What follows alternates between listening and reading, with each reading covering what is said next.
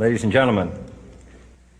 The very word secrecy is repugnant in a free and open society, and we are, as a people, inherently and historically opposed to secret societies, to secret oaths, and to secret proceedings.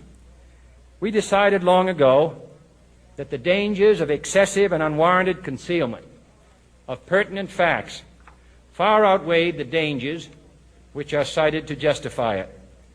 Even today, there is little value in opposing the threat of a closed society by imitating its arbitrary restrictions. Even today, there is little value in ensuring the survival of our nation if our traditions do not survive with it.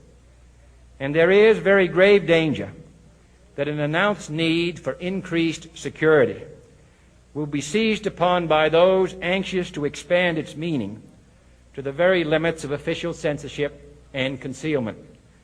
That I do not intend to permit to the extent that it's in my control. And no official of my administration, whether his rank is high or low, civilian or military, should interpret my words here tonight as an excuse to censor the news, to stifle dissent, to cover up our mistakes, or to withhold from the press and the public the facts they deserve to know. For we are opposed around the world by a monolithic and ruthless conspiracy that relies primarily on covert means for expanding its sphere of influence, on infiltration instead of invasion, on subversion instead of elections, on intimidation instead of free choice, on guerrillas by night instead of armies by day. It is a system which has conscripted vast human and material resources into the building of a tightly knit, highly efficient machine that combines military, diplomatic, intelligence, economic, scientific, and political operations. Its preparations are concealed, not published. Its mistakes are buried, not headlined. Its dissenters are silenced, not praised. No expenditure is questioned, no rumor is printed, no secret is revealed. No president should fear public scrutiny of his program, for from that scrutiny comes understanding, and from that understanding comes support or opposition, and both are necessary.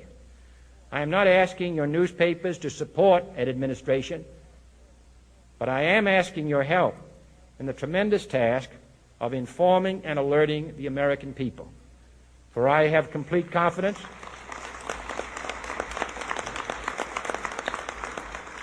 in the response and dedication of our citizens whenever they are fully informed.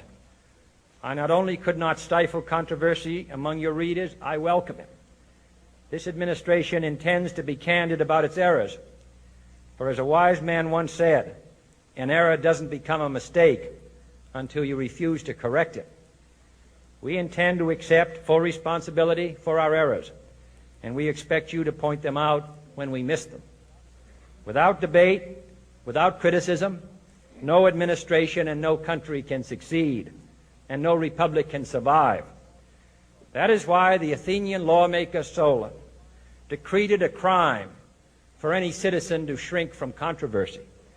And that is why our press was protected by the First Amendment, the only business in America specifically protected by the Constitution, not primarily to amuse and entertain, not to emphasize the trivial and the sentimental, not to simply give the public what it wants, but to inform, to arouse, to reflect, to state our dangers and our opportunities, to indicate our crises and our choices, to lead, mold, educate, and sometimes even anger public opinion.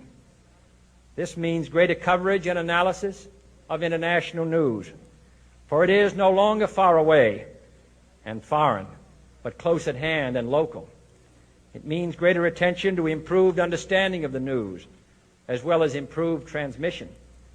And it means, finally, that government at all levels must meet its obligation to provide you with the fullest possible information outside the narrowest limits of national security. And so it is to the printing press, to the recorder of man's deeds, the keeper of his conscience, the courier of his news, that we look for strength and assistance, confident that with your help, man will be what he was born to be, free and independent.